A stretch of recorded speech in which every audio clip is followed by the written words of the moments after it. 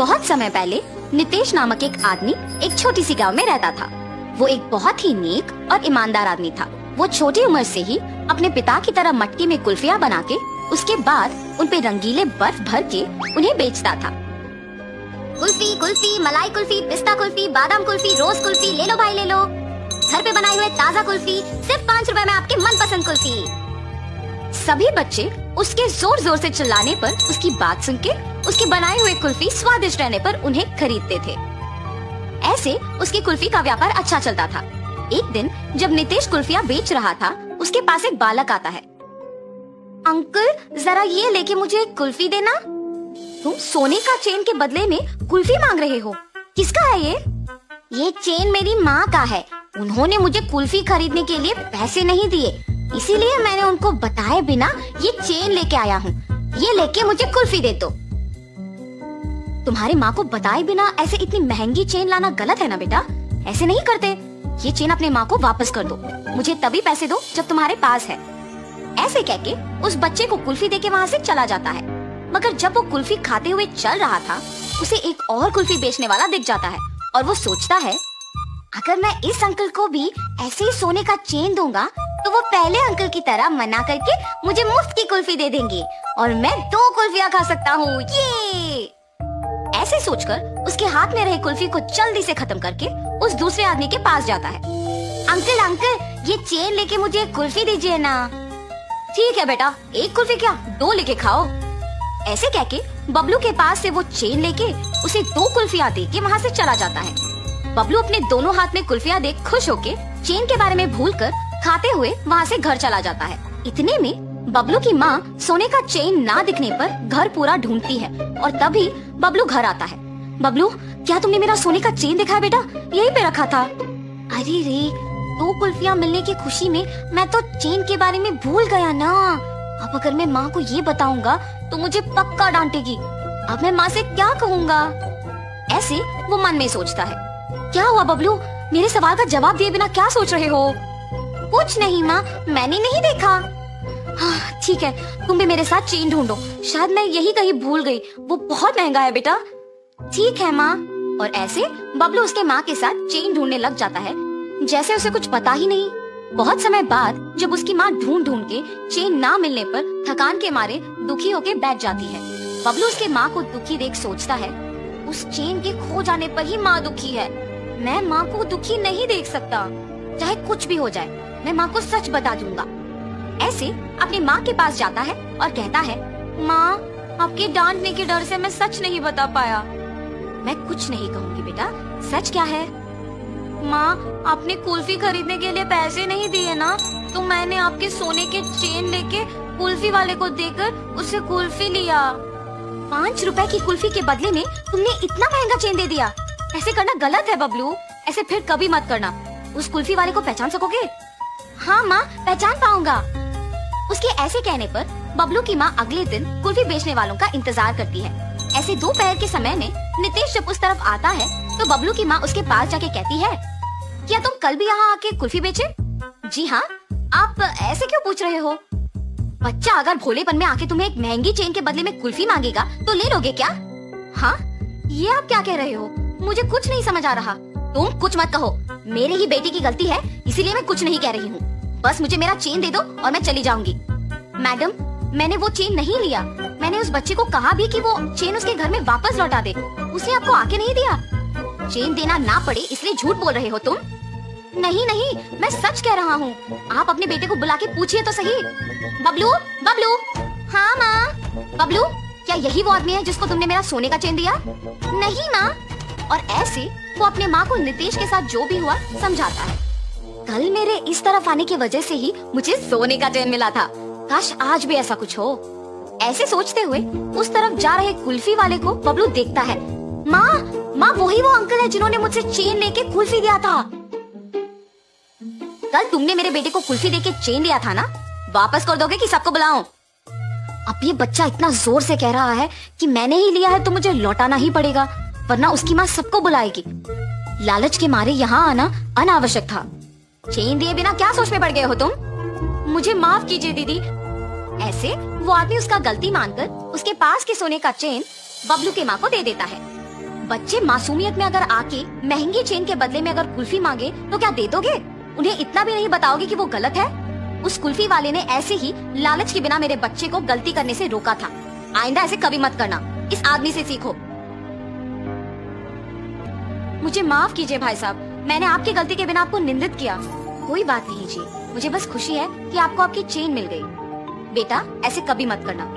मैंने सोचा कि वो अंकल भी आपकी ही तरह चेन लौटा देंगे। सब लोग एक जैसे नहीं होते बेटा, अच्छे लोग और बुरे लोग होते हैं। इसीलिए घर में अपने माँ बाप को बताए बिना कुछ नहीं करना चाहिए। आगे से ऐसे नहीं करूँगा अंकल। ऐसे कहकर खुशी से अपने माँ के साथ वहाँ से चला जाता है। तो इस कहानी का नैतिक क्या है? सभी लोग नितेश की तरह ईमानदार नहीं रहेंगे। हमारे चारों ओर अच्छे और बुरे दोनों किस्म के लोग रहते हैं। इसीलिए सोच समझकर निर्णय लेना अच्छा है। किसी पे आसानी से भरोसा नहीं करना चाहिए। विकाराबाद के गांव में रितेश नाम का एक आदमी रहता था। वो अपने माता पिता के साथ रहता था। उसके पास व्यापार करने के पैसे तो थे, पर उसे पता नहीं चल रहा था कि कौन सा व्यापार शुरू करे। इसीलिए वो इस विषय में फैसला लेने के लिए अपने पिता के साथ चर्चा करता है। पिताजी, मुझे पता नहीं चल रहा है कि आपके दिए हुए पैसों से मैं कौन सा व्यापार शुरू करूं। अरे उसमें क्या है, पकौड़ी का व्यापार शुरू करते हैं। पकौड़ी का व्यापार? हाँ बेटा, हमारे गांव में जलेबियों का, समोसे का, अचार का, पापड़ का ऐसे बहुत व्यापार है। तो तुम्हें कुछ अलग व्यापार करना होगा। गांव में जो व्यापार नहीं है, अगर तुम करोगे तो अच्छा लाभ पाने का मौका होगा। सिर्फ सादा पकौड़ी कौन खरीदेगा पिताजी? इसीलिए हम सिर्फ सादा पकौड़ी नहीं बनाएंगे। तो फिर हम सादा पकौड़ी में साथ साथ चिकन पकौड़ी, फिश पकौड़ी, मिर्ची पकौड़ी, आलू पकौड़ी, प्याज के पकौड़ी, अंडे के पकौड़ी जैसे अलग अलग तरह के पकौड़ी बनाएंगे। ऐसे हमारा व्यापार को बहुत लाभ मिलेगा। रितेश को अपने पिताजी के बात सच लगे। परंतु मुझे इतने प्रकार के पकौड़ी बनाना नहीं आता है ना पिताजी। मुझे भी तो बनाना नहीं आता। हम खुद इन सब के विधि बनाएंगे और इसके लिए तुम्हारी माँ भी सहायता करेगी। ऐसे कहकर रितेश के पिताजी रितेश को प्रोत्साहित करते हैं। फैसले के अनुसार पकौड़ी को बनाने की सामग्री रितेश खरीद के रसोई घर में इकट्ठा कर रहा होता है कि उसके पिताजी पके हुए अंडों को 2 हिस्सों में काट रहे होते हैं और रितेश की माँ पकौड़ी के लिए बेसन का मिश्रण तैयार कर रही होती है। बनाए हुए मिश्रण को 6 अलग अलग बर्तन में बराबरी से रितेश की माँ डालती है। रितेश के पिताजी पहले बर्तन में कटे हुए अंडे, दूसरे बर्तन में कटे हुए प्याज, तीसरे बर्तन में कटे हुए मिर्ची, चौथे बर्तन में कटे हुए आलू, 5वें बर्तन में कटे हुए केले और छठी बर्तन में कटे हुए चिकन के पीसेस डालते हैं और फिर एक एक करके उन सारे अलग तरह के पकौड़ी को तेल में तलते हैं। रितेश जब पकौड़ी का स्वाद देखता है तो उसको बहुत स्वादिष्ट लगता है। फिर वो अपने पिताजी के बातों को सच मानकर पकौड़ी के व्यापार को दृढ़ निश्चय से शुरू करता है। ऐसे शुरू हुआ था रितेश की जीत की कहानी। 15 साल बाद वही पकौड़ी का व्यापार रितेश को सिर्फ अमीर ही नहीं बल्कि बहुत घमंड और कठोर बना देता है। दूसरी ओर रितेश के पिताजी को बहुत दिनों से ठीक से दिखाई नहीं दे रहा था और सुनाई भी नहीं दे रहा था। इसीलिए वो रितेश को चिकित्सा करवाने के लिए पूछने की प्रयत्न करते हैं, पर रितेश कभी उनको समय ही नहीं देता था। इसीलिए रितेश के पिताजी खुद अस्पताल जाने का निश्चय करते हैं, पर उनके पास पैसे ना होने के कारण रितेश के दुकान को निकल पड़ते हैं। अरे रितेश बेटा, कुछ दिनों से न कुछ ठीक से दिखाई दे रहा है न कुछ सुनाई दे रहा है। चिकित्सा के लिए 3000 रुपयों की जरूरत है, थोड़ा मदद करो ना बेटा। क्या 3000 रुपए? उतने पैसे तो मेरे पास नहीं है। पर बेटा, कल ही तो तुमने बहू को बताया था कि हर रोज तुम्हें 30,000 मिलते हैं।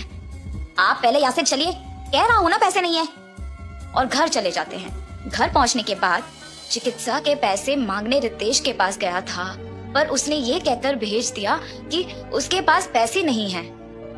क्या 3000 के लिए उसने ऐसा कह दिया? व्यापार तो अच्छा चल रहा है ना। शायद उसको हमारा यहाँ रहना पसंद नहीं। बहू ने भी खाना सिर्फ उन दोनों के लिए बनाया है, मैंने हम दोनों के लिए खाना बनाया है। तो फिर यही है, हमारा यहाँ रहना वो दोनों चाहते ही नहीं है। चलो इसी रात को यहाँ से निकलते हैं। ऐसे फैसला करके दोनों उसी रात गांव से निकल जाते हैं। माता पिता के लापता होने पर भी रितेश को चिंता नहीं हुई। अगर किसी ने पूछा तो कहता था कि तीर्थ यात्रा पे गए हैं। रितेश को पकौड़ी के व्यापार में लाभ ही लाभ आ रहा था। वो उसके दुकान में 10 और सहायक को काम पे लगा के उनको सारे पकौड़ी के विधि सिखा के काम करवाता था। इसके अनुसार उसने पकौड़ी के दाम भी बढ़ा दिया था। मिर्ची पकौड़े 5 रुपए के 10 पीस, प्याज के पकौड़े 8 रुपए के 10 पीस, आलू के पकौड़े 10 रुपए के 10 पीस, अंडे के पकौड़े 15 रुपए के 10 पीस, चिकन के पकौड़े 20 रुपए के 10 पीस और मछली के पकौड़े 25 रुपए के 10 पीस। पकौड़ी का स्वादिष्ट होने पर लोग भी बहुत आते थे, जिसकी वजह से रितेश का दुकान हमेशा भीड़ से भरा और व्यस्त रहता था और दुकान का लाभ भी दुगना हो गया था। रितेश ऐसे ही उसकी संपत्ति बढ़ाने में दिन भर व्यस्त रहता था और उसकी पत्नी भी अपनी समय अपनी सहेलियों के साथ बिताने में और पैसे खर्च करने में व्यस्त रहती थी और उनके बच्चों के साथ भी ज्यादा वक्त नहीं बिताती थी। बच्चों के देखभाल के लिए एक ताई को रख के वो चले जाती थी। रितेश व्यापार और संपत्ति के मोह में पड़कर दोस्तों के साथ वक्त गुजारता था और उसकी पत्नी उसके सहेलियों के साथ वक्त गुजारती थी। इस वजह से उनके बच्चे बहुत लापरवाही से पले बड़े। रितेश अपने बच्चों को अनुशासन से नहीं बड़ा कर पाया और अपने बीवी को उसकी शौक से दूर नहीं रख पाया। अब रितेश के साथ प्यार से 2 बातें करने के लिए भी कोई नहीं था। उस समय में उसको उसके माता पिता की बहुत याद आती है। मैं कितना मूर्ख हूँ, प्यार से देखभाल करने वाली माँ और जिस व्यापार को इतने जिम्मेदारी से देखभाल कर रहा हूँ उसका मार्गदर्शन करने वाले पिताजी को मैंने अनादर किया है। न जाने वो कहाँ हैं, क्या कर रहे होंगे। मैं तुरंत उनको ढूंढ के घर वापस लेके आता हूँ। रितेश अपने माता पिता को ढूंढने अपने कार में निकल जाता है। गांव में ढूंढते ढूंढते उसको अपने माता पिता गंदे फटे हुए कपड़ों में नजर आते हैं। ये देख रितेश भाग के उनके पास जाता है और कहता है, आप ऐसे कैसे? ये सब मेरा ही गलती है पिताजी, मुझे माफ कीजिए और कृपया मेरे साथ घर चलिए माँ। रितेश को अपनी गलती का एहसास होता है और वो अपने माता पिता के साथ घर वापस आता है। अपनी पत्नी को बोलता है कि आज से जो भी होगा माँ के अनुसार होगा और व्यापार का सारा संपत्ति अपने पिताजी के हाथ कर देता है। रितेश सिर्फ सहायकों का और पकौड़ी के विधि का देखभाल करता है और उसकी पत्नी बच्चों का देखभाल और पढ़ाई का ध्यान रखती है। सुख संपत्ति और परिवार का प्यार पाके सब सदा खुश रहते हैं। इस कहानी का नैतिक है, माता पिता से बढ़कर इस दुनिया में और कुछ नहीं है।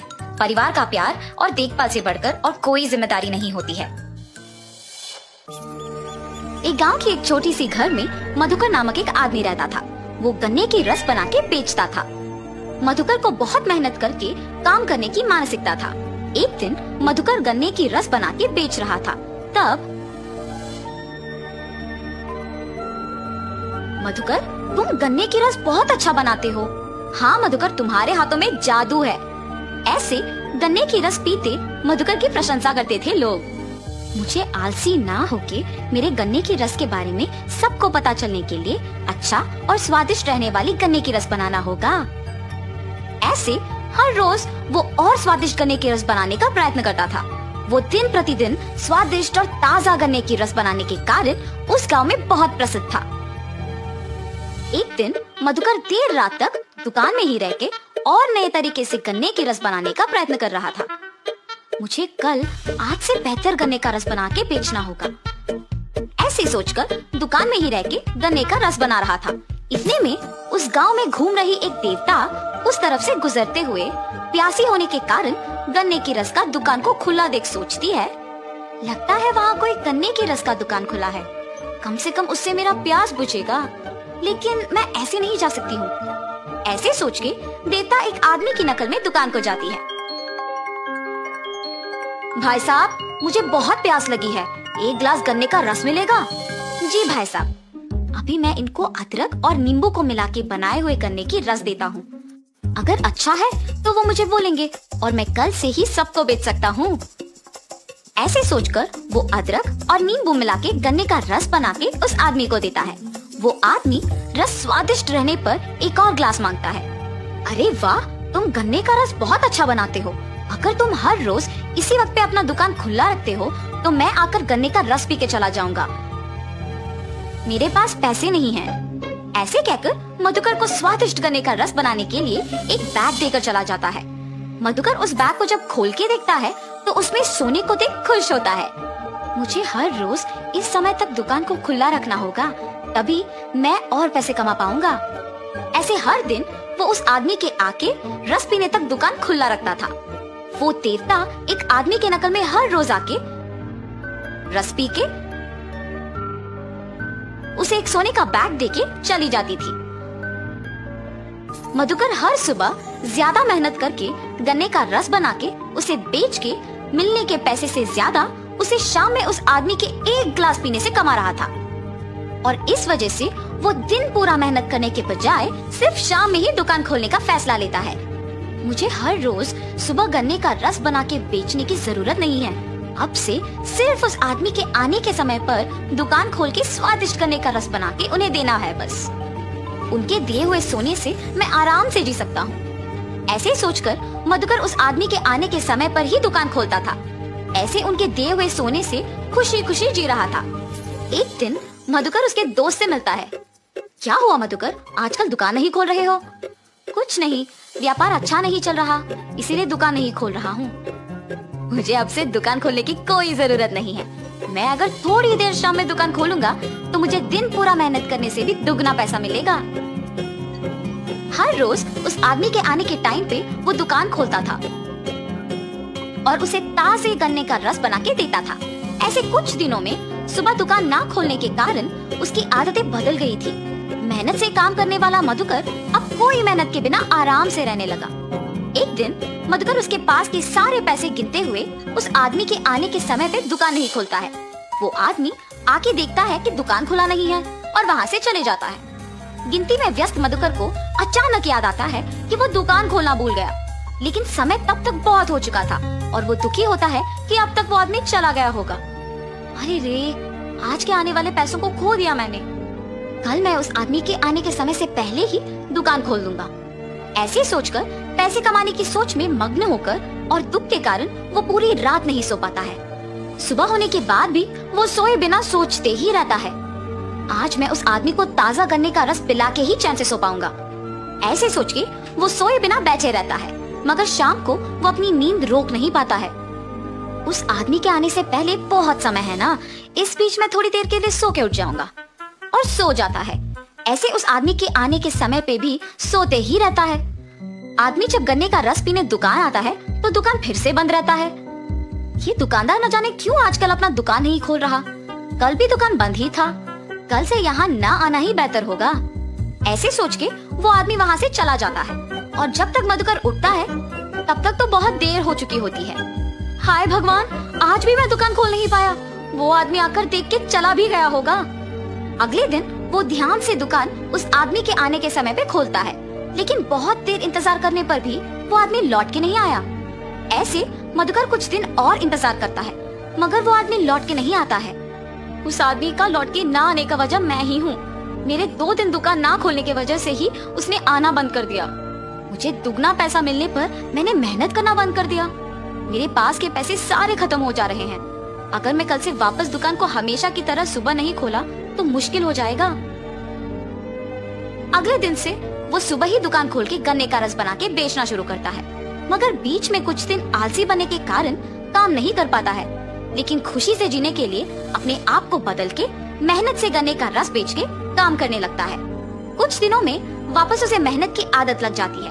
उसे उसकी गलती का एहसास होता है और तब से वो आसानी से गन्ने का रस बना के उसे बेच के उसी पैसों से खुशी खुशी जीता है। तो इस कहानी का नैतिक क्या है? मेहनत से जीने की जरूरत एक आदत बनना चाहिए, तभी हम अच्छे स्थान में रहेंगे और साहस से हर मुश्किल का सामना कर सकते हैं।